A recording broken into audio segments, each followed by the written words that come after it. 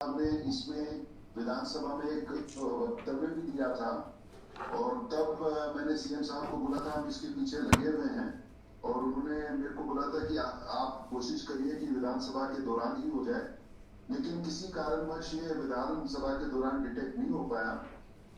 तो काफी heinous type crime था हिमाचल के पृष्ठभूमि में, बैकग्राउंड में। ऐसे क्राइम ज्यादा हिमाचल में होते नहीं है, सेंसेशनल टाइप का क्राइम था। तो हम इसमें थोड़ा डेड एंड पे पहुंच गए थे।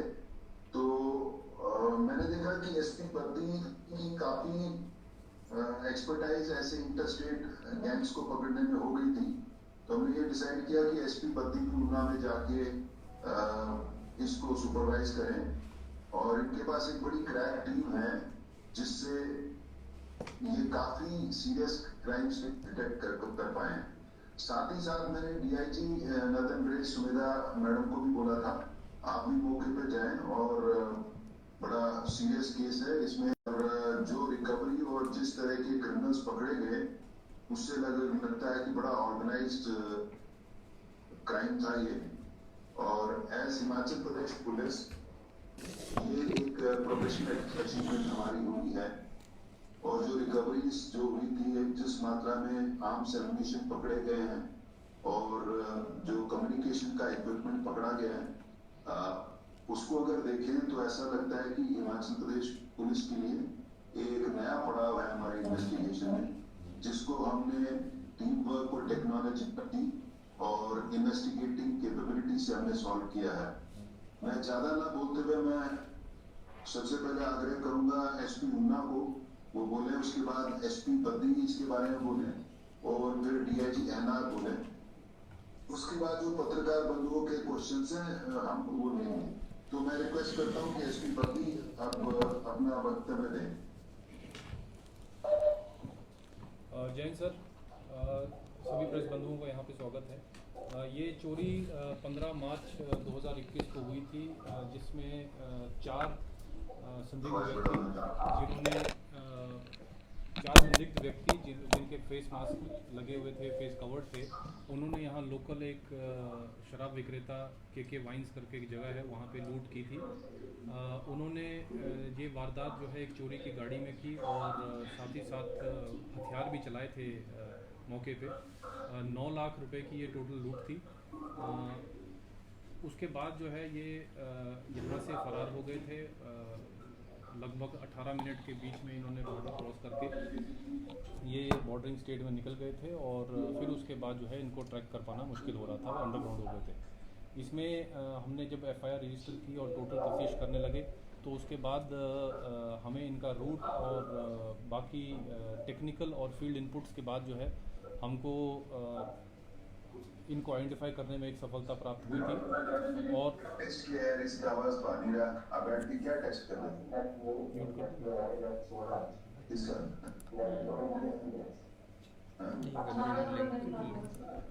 तो क्यों प्रॉब्लम आ रही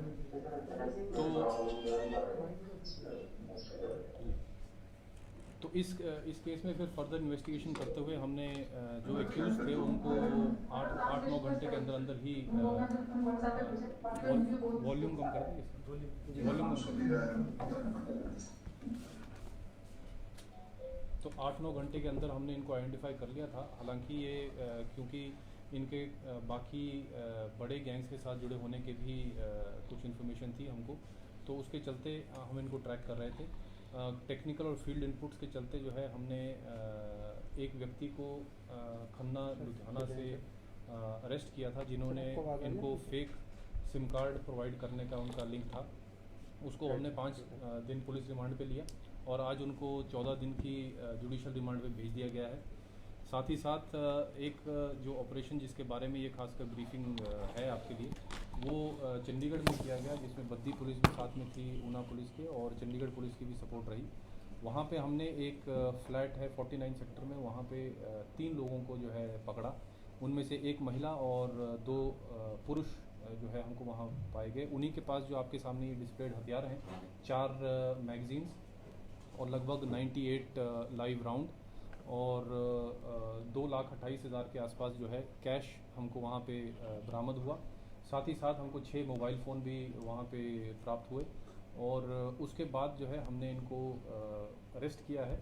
इस केस में अभी भी इन्वेस्टिगेशन कंटिन्यूड है क्योंकि और लोगों के भी अरेस्ट होने के या मिले होने के इसमें पूरे चांसेस हैं।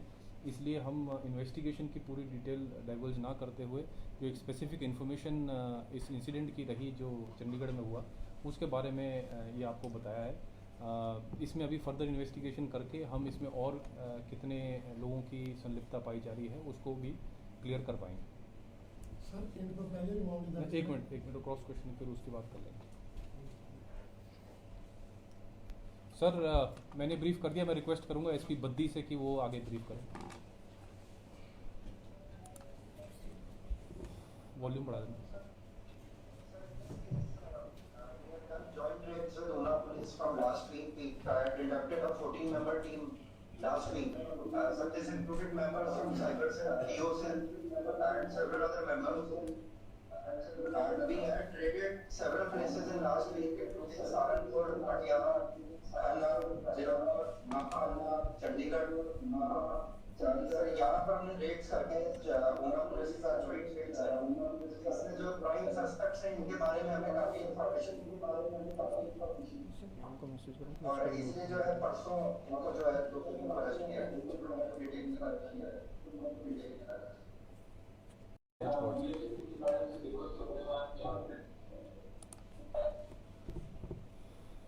अजित आपकी वॉइस मुझे क्लियर नहीं आ रही है। यस मैम, आपकी आवाज़ क्लियर आ रही है। Morning sir, my dear colleagues and all the press reporters, thanks to all of you for coming. Archit और रोहित ने आप लोगों को ब्रीफ किया है अभी इस केस के बारे में। I would like to say कि इसमें एसपी बद्दी और ऊना ने बहुत बढ़िया काम किया है।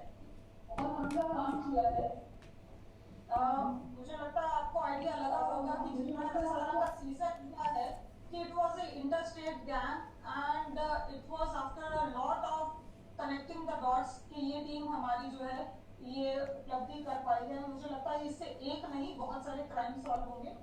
मैं ज्यादा नहीं कहूंगी, बस इतना ऐड करना चाहूंगी कि इस केस को सॉल्व करने के अलावा पिछले 10 दिनों में हमने ऊना में एक स्पेशल कैंपेन भी चलाई हुई है जिसमें हमने डे एंड नाइट नाकास के अलावा हमने सारे ही पर्सनल फाइल्स जिनकी भी खुली थी और हिस्ट्री शीटर्स जितने भी थे उन सबको चेक किया है एंड सभी एसओस ने बहुत बढ़िया काम किया है। 34 पर्सनल फाइल्स भी हमने न्यू ऐड की है इसमें और इसी उसमें हमने एक मीटिंग भी की है जो डीसी और एडीसी से है। वो एग्जैक्टली इस केस के नहीं, मैं ये कहूंगी फायर आर्म की यूज के काफी इंसिडेंट जो पीछे हुए उसको लेके कि कैसे उसको चेक किया जाए और आसपास के एरिया में चाहे वो रूरल है अर्बन है उनसे भी कनेक्ट किया जाए। I would like to stop with this because this case के regarding I hope both of SPs have briefed you. Thank you sir, over to you. देखिए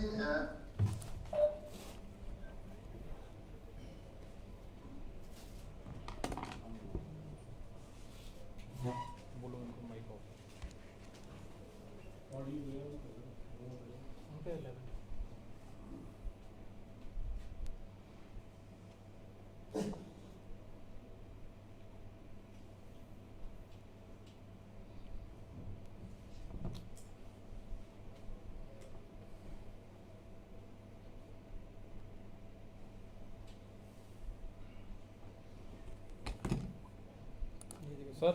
सर आपकी आवाज़ नहीं आ रही सर आपकी आवाज़ नहीं आ रही सर। माइक म्यूट है सर शायद।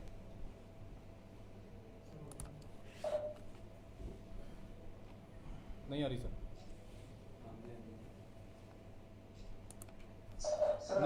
आवाज़ नहीं आ रही सर आपकी।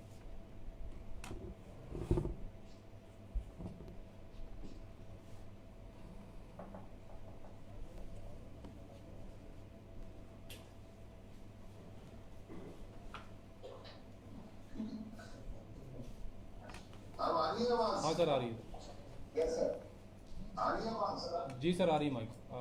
देखिए, मैं पत्रकार बंधुओं से ये कहना चाहूंगा कि हिमाचल ब्लेसेड स्टेट है, ब्लेसेड राज्य है कि हमारी लॉ एंड ऑर्डर सिचुएशन हमारे स्टेट में ठीक है।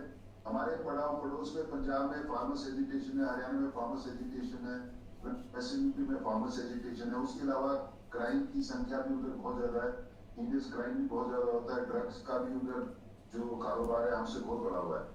लेकिन ये हम बिकॉज क्राइम तो है, होता है कि एक जगह से दूसरी जगह जाता है, तो हम आइसोलेटेड नहीं रह सकते। ये जो इंसिडेंट ऊना में हुआ है बॉर्डर के चंद किलोमीटर अंदर हुआ है, लेकिन हम ये मान के नहीं चल सकते कि अब क्रिमिनल्स और अंदर नहीं आएंगे। हमको प्रिपेयर रहने की जरूरत है। तो इसीलिए हमने बड़ा एफर्ट किया और हम चाहते थे कि ये वाला जो इंसिडेंट है इसको हम डिटेक्ट करें, और इसमें हमने पूरी मेहनत की और पूरी हमने अपने रिसोर्सेज जो हैं वो लगाए और इन्होंने बड़ा अच्छा काम किया है। मैं इनकी सराहना करता हूं और बहुत बधाई देता हूं। लेकिन ये मान के हम नहीं रह सकते कि ऐसा आगे इंसिडेंट होगा नहीं। ये तो क्राइम का वर्ल्ड है, वो तो चलता रहेगा। और जो हमारे एसपी साहब डीआईजी साहब ने जो बताना था बता दिया। अब मैं पत्रकारों से रिक्वेस्ट करता हूं कि अगर उनके कोई प्रश्न है तो वो काइंडली हमको एड्रेस करें। जो एसपी ऊना के रिलेटेड हो गए वो कर सकते हैं आंसर, जो एसपी बद्दी के रिलेटेड है आप आंसर कर लेना, और जो डीआईजी मैडम है आपके रिलेटेड है आप आंसर कर लेना। Just raise your hand and answer. जो मेरे पे डायरेक्टेड है तो मैं आंसर कर लूंगा, मैं जवाब दे दूंगा, ठीक है। अब मैं हाउस ओपन करता हूँ पत्रकार बंधुओं से कि वो अगर कोई प्रश्न पूछना चाहते हैं। सर ये जो गैंग पकड़ा है, अभी 3 लोग पकड़े हैं, तो क्या फर्दर और भी इनसे रिलेटेड कोई गैंग के इंटरस्टेट मेंबर्स हैं जिनके लिए पुलिस रेड कर रही है, और कहाँ कर रही है, कितने लोग और जो है वांटेड है? ये इस केस में हमको पहले से ये पता था कि ये लोग लोकल जगह पे होने के चांसेस इनके कम है। उसके चलते ही एडिशनल एसपी ऊना के अंडर जो है एक टीम गठित की गई थी, और उस टीम ने नेबरिंग स्टेट्स खासकर Punjab, Haryana, parts of Delhi, UP और उत्तराखंड में जो है अलग अलग जगहों पे रेड की। और वहाँ पे उसके बाद हमको जो है इनकी ये क्लियर हो गया था कि इनका कोई ना कोई लिंक जो है इंटरस्टेट गैंग के रूप में ये ऑपरेट कर रहे हैं। इस केस में आगे जो इनके अलावा जो हमने लोग अभी तक पकड़े हैं, इनके अलावा और अरेस्ट होने भी अभी शेष हैं, और हमें उम्मीद है कि उसको भी हम जल्द से जल्द सर जो ये इंसिडेंट हुआ था, जो ये इंसिडेंट हुआ था, इसमें जो 3 लोग पकड़े हैं इनका क्या रोल है और इनके कितने साथी थे, जो किस तरीके से ये प्लान आप बताएंगे क्या? ये हम केस की एग्जैक्ट डिटेल जो है आपके साथ शेयर इसलिए नहीं कर पा रहे हैं क्योंकि अभी इसमें अरेस्ट और होनी है। हालांकि इनके रोल जो है काफ़ी क्लियर हैं। ये किस तरह से टेक्नोलॉजी पॉइंट ऑफ व्यू से ऑपरेट कर रहे थे, यानी अलग अलग जगहों पे जाके ये अपने फ़ोन जो हमको 6 मिले हैं, एक लैपटॉप मिला है, एक एप्पल टैब मिला है, उसको यूज़ करके किस तरह से एक दूसरे के टच में थे और अपने को खुद को ये अलग अलग जगहों पे यानी स्टेट्स में मूव कर रहे थे। 2-2, 3-3 दिन ये अलग अलग जगहों पे रहते थे और शिफ्ट करते थे।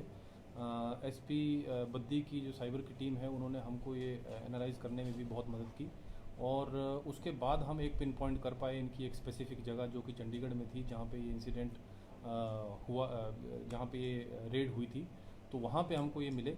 इसमें एक महिला और जैसे मैंने कहा 2 पुरुष इन्वॉल्व अभी अरेस्ट हुए हैं। 2 पुरुष जो हैं उनकी इस चोरी में डायरेक्ट इन्वॉल्वमेंट है। जो एक महिला है वो भी हार्बरिंग में और साथ में इनके साथ मिली एसोसिएटेड थी।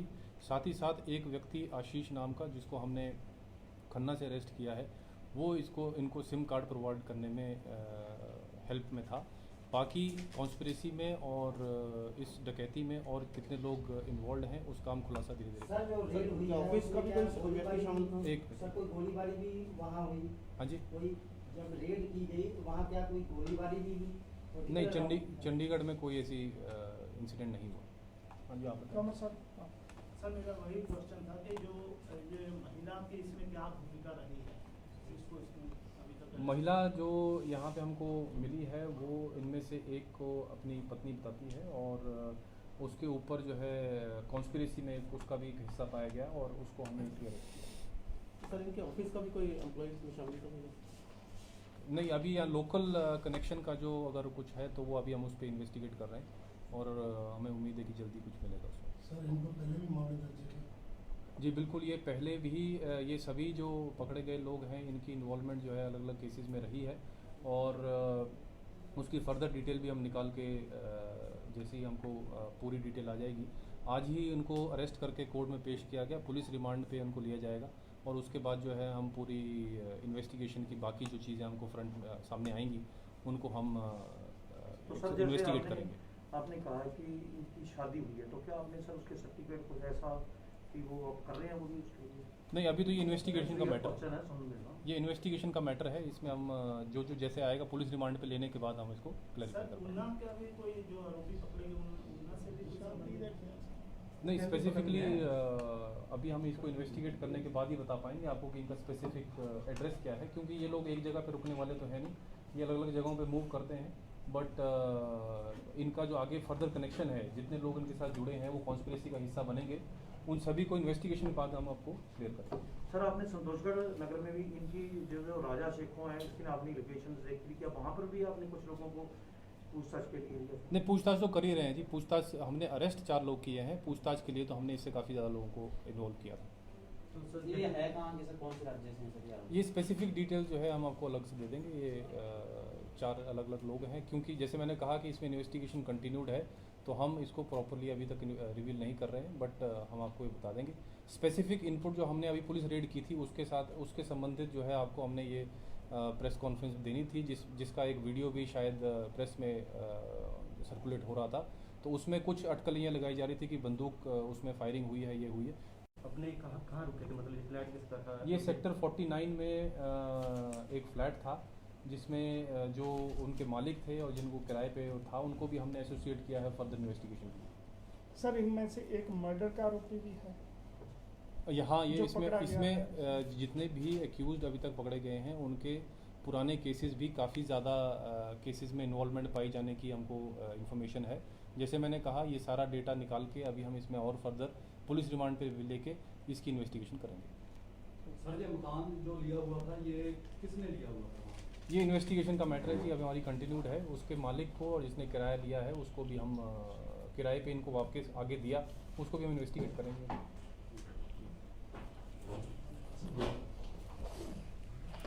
बीजेपी साहब वगैरह से कोई क्वेश्चन है? तो बीजेपी साहब के साथ फर्दर क्वेश्चन है? बीजेपी साहब से कर दो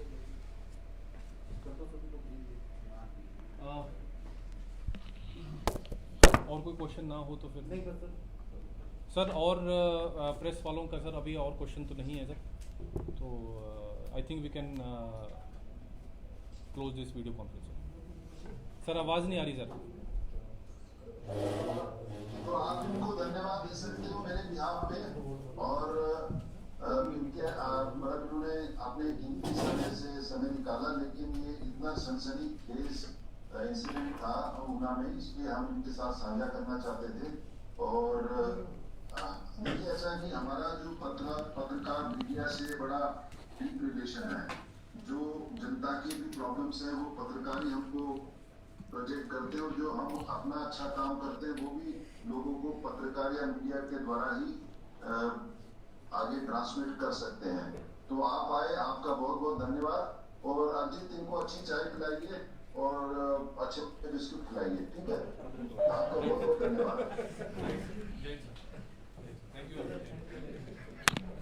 तो ये ऊना में भी डीजी हिमाचल और साथ में एसपी ऊना, एसपी गद्दी और बाकी अधिकारी जो ब्रीफिंग दे रहे थे। बड़ा मामला है ऊना सा, सनसनीखेज ये मामला था। 9 लाख रुपए की लूट हथियार बंदों के उस पर रिवाल्वर की नोक पे हुई थी, और इसी मामले को लेकर 3 आरोपी जो है एक महिला सहित 2 अन्य आरोपी हैं जो पकड़े गए हैं और ये सेक्टर 49 चंडीगढ़ से पकड़े गए हैं। इनके सहयोगी जो इंटरस्टेट गैंग है वो अभी पकड़ी जानी है। विभिन्न राज्यों में पुलिस की जो टीमें हैं, ऊना पुलिस है, बद्दी पुलिस है, वो वहाँ पे टीमें गई हुई हैं, छापामारी जो है वो चली हुई है इसमें।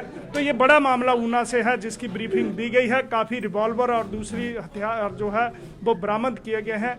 तो ये अभी ब्रीफिंग दी गई और इस प्रकार से और भी जो विभिन्न राज्यों के अपराधी हैं जिन्होंने जो लूटपाट में शामिल रहे हैं उनको पकड़ा जाएगा। तो ये एक बड़ा मामला है। अभी 3 जो साथी हैं जिनकी ब्रीफिंग अभी दी गई है। ऊना से पंजाब केसरी टीवी के लिए कैमरा पर्सन विनोद कुमार के साथ मैं सुरेंद्र शर्मा।